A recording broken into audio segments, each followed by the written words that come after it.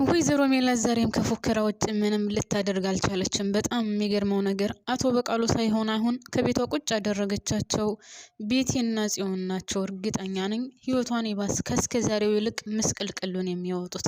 በጣም የሚገርም ነው። ቤቴ በዚህ ልክ ትቀየራለች ወይም ደግሞ እስከዛሬ ድረስ ከወይዘሮ ሜላት ላይ ያደረገችውን ነገር ቀንሳ ምናልባትም ከሜላት ጋር ትሆናለች ብዬ ነበር። ነገር ግን የራሷን ህይወትና የራሷን ወደፊት አላማዋን እያሳካች ነው ያለችው። ሜላት አሁን አምናት ተቀምጣለች። አቶ በቃሉም ቢሆን አሁን እሷን ወይዘሮ ሜላት እንደላከችሽ አውቃለሁኝ እኔም ቢሆን ይህንን ነገር ነበር ማደርገው ብሏታል። አይ ሜላት ግን መች ነው የምንነቀው? ከፉከራ ወጥታ መች ነው ጥሩ ነገር አድርጋ ለራሷና ለቤተሰቦቿ የሚያሳርፍ ነገር የምታደርገው? እኔ በጣም ነው የገረመኝ። ከስህተቷ መቼውንም የማትማር ሴት ብትኖር ወይዘሮ ሜላት ናት። እውነት ሰላም የኔ ምርጦች እንዴት ናችሁ? ሁሌ ሰላም ናችሁ ወይ? በያላችሁበት ሰላማችሁ ብዘዘት ትረፍረፍ ይበልልኝ። ለዚህ ቻናል አዲስ ከሆናችሁ ፕሊዝ ሰብስክራይብ እያደረጋችሁ የደወል ምልክቷን በመጫን ቤተሰብ ሆኖ ነባር ቤተሰቦች ደግሞ ላይክ ማድረጋችሁን አትርሱ። እስከ ቪዲዮ ፍጻሜ አብራችሁን ቆዩ። እስኪ እናንተም ሀሳብ አስተያየታችሁን አካፍሉኝ። በነገራችን ላይ ድራማው ሊያልቅ ምናልባትም 4 ክፍል ምናምን ነው እየቀረው እያሉ ነው እና ወይዘሮ ሜላት እኔ በጣም ነው የገረመችኝ። እና የእዝራ ደግሞ እንደዚህ መሆን እዝራ አሁን ሀናን አንገቷን አንቆ አንቺ ነሽ እንደዚህ ያደረግሽው ምናምን እያለ እየተበጠረቀ ነው። ሀናን ብትሆን እዝራ ነው ይህንን ነገር ያደረገኝ እያለች ሌላ ወሬ እያወራች ነው። ሁለቱም የተለያየ ህይወት ጋር እያመሩ ነው ያሉት። በመካከላቸው ግን የሚገርመው ነገር ቤቲና ጽዮን ስራቸውን በደንብ አድርገው እየሰሩ ነው። ቤቲ ግን እናንተ ምን አይነት ተንከሲስ ናት? አስባችሁታል? ከሰው ቤት ተቀምጣ ይሄ ነገር ያው በፊትም ጀምሮ እንድሳካላት የምትፈልገው ነው ማለት ጽዮንና እዝራ አንድ ላይ እንዲያድሩ የማታደርገው ጥረት አልነበረም። ትልቁ እቅዷም ከመጀመሪያ ጀምሮ ከዛ ቤት ስትገባ እንደዛ ነው። ግን አሁን እዚህ ላይ ቤተሰብ እዝራና ጽዮን አብረው ስላደሩ በአንድ ቀን ልጅ ይፈጠራል ማለት አይደለም። የነሱ ሀሳብና እቅድ እዝራን አስክረው በመድኃኒት ከዚህ በፊትም ታስታውሱ ከሆነ አብራ ለማሳደር መድኃኒት ገዝታ በመጠጥ ጨምራበት አብረው ለማደር ነበር።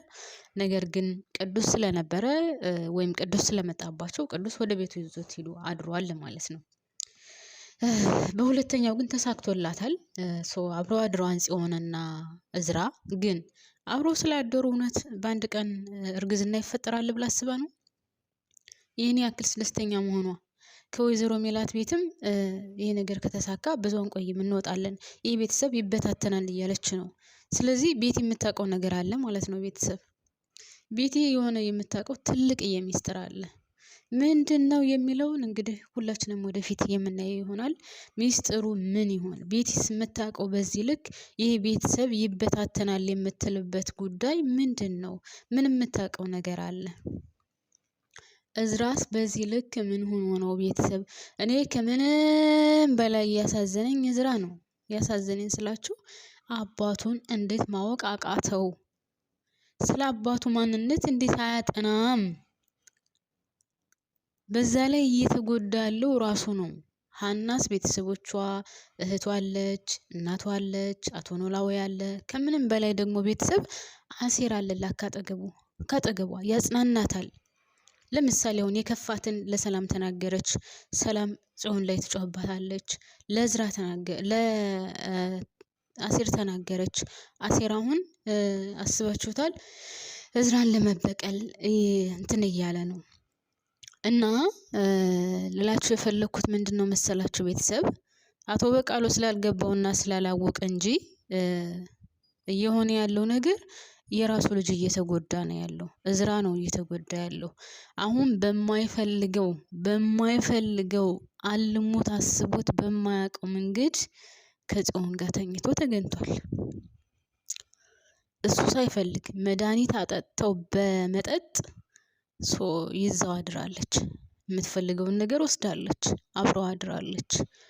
እዝራ ይህንን ነገር ይፈልገዋል ወይ? አይፈልገውም።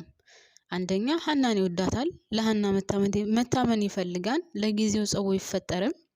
ሁለተኛ አባቱ እያደረገ ያለውን ነገር እዝራ የሚያውቀው ነገር የለም። እና በመሃል ማን የተጎዳው? ከማንም ከምንም በላይ ካላችሁኝ አሁን በአሁኑ ሰዓት ከዚህ ድራማ ውስጥ እዝራ ነው እየተጎዳ ያለው። አንደኛ አባቱ እየዋሸው ነው። አስባችሁታል? የወለዳችሁ አባታችሁ ሙልጭ አድርጎ ወይም ደግሞ ሽምጥጥ አድርጎ ሲዋሻችሁ ምን ትላላችሁ?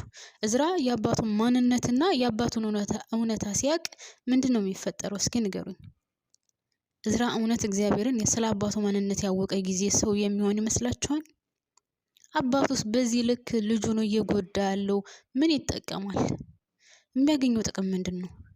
ይሄ ልጅ እውነታውን ያወቀ ጊዜ የሚወዳትን የሚያፈቅራትን ከራሱ በላይ የሚንሰፈሰፍላትን ልጅ በአባቱ ምክንያት እንዳጣ ሲያቅ ምንድን ነው የሚሰማው? እስኪ ንገሩኝ። እናንተ በእዝራ ቦታ ብትሆኑ ወላጆቻቸው እንደዚህ ቢያደርጉ ምን ታደርጋላችሁ? ለዛውም እየዋሹ በእውነተኛ ነገር የተመሰረተ ቢሆንስ? እሺ አሁን ለምሳሌ አቶ በቃሉ እንደሚለው ሜላት እንደዚህ ናት እንደሚለው ሜላት ድርጅታችንን ልታከስር ነው እንደሚለው እውነት ትክክል ቢሆን ኑሮ እንኳን ለልጁ ሲባል ልጅቷን ይወዳታል፣ ያፈቅራታል። ስለዚህ ለልጅ ስል እሸነፋለሁ ይላል ትክክለኛ ቤተሰብ። መቼስ ማንም ሰው በዚች ምድር ላይ ወላጆች እንደ ልጆቻቸው የሚወዱት የለም።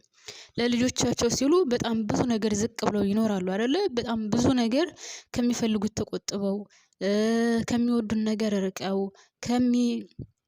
ሌላው ቀርቶ ተርበው እንኳን ምግብ ሳይኖራቸው እነሱ ሳይበሉ ለልጆቻቸው እያበሉ ወላጆች ልጆቻቸውን ያሳድጋሉ አይደለ? ልጆቻቸውን ያሳድጋሉ። አቶ በቃሉ ግን ይሄ አንድያ ልጁን በውሸት እንደዚህ ሞልቶ እውነታውን ያወቀ ጊዜ ልጁ የሆነ ነገር ይሆንብኛል ብሎ አለማሰቡ እኔ በጣም ነው የገረመኝ። እውነት እንደዚህ አይነትም ወላጅ አለ።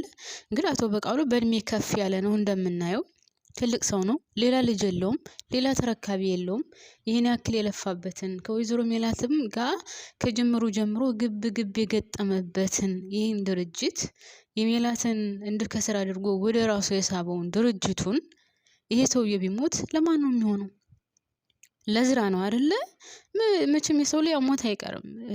ትልቁ ይሄዳል፣ ትንሹ እየተተካ ነው። እና ለልጁ መልካም ቢሆን ኑሮና እውነትም ልጁን የሚወዱ ቢሆን ኑሮ አቶ በቃሉ ይህንን ነገር ባላደረገ ነበረ።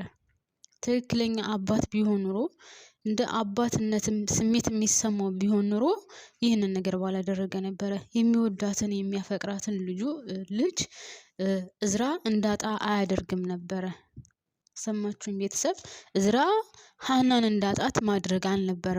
አቶ በቃሉ ልጁ እዝራ ሀናን እንዳጣት ማድረግ አልነበረበትም። እንደው ቢበደልም እንኳን ወይዘሮ ሜላት እንኳን ያልበደለችውን ብትበድለውም እንኳን ኑሮ ለልጁ ሲል ከሜላት ጋር እርቅ አውርዶ ልጅቷን ለልጁ ማድረግ ነበረበት። ለልጁ ሲል እንደነገርኳችሁ ማንኛውም ወላጅ ልጆቻቸው ሲሉ ብዙ መስዋዕትነት ይከፍላሉ። ሌላው ቀርቶ ባህር አቋርጠው እንኳን ልጆቻቸውን ለማሳደግ በየአረቡ ዓለም በሊቢያ ብቻ በብዙ በአውሮፓ ምናምን በጣሊያን ብዙ በባህር የሚሰቃዩ አሉ አይደለ? ወደዛ ለመግባት ልጅ አላቸውም ቤተሰብ መርዳት የሚፈልጉ ምናምን እና ሰው ለቤተሰቡ ሲሉ ይህን ያክል ዋጋ ይከፍላል። ሰው ለቤተሰቡ በጣም ብዙ ዋጋ ይከፍላል። እና አቶ በቃሉ ግን እኔ በጣም ነው የገረመኝ።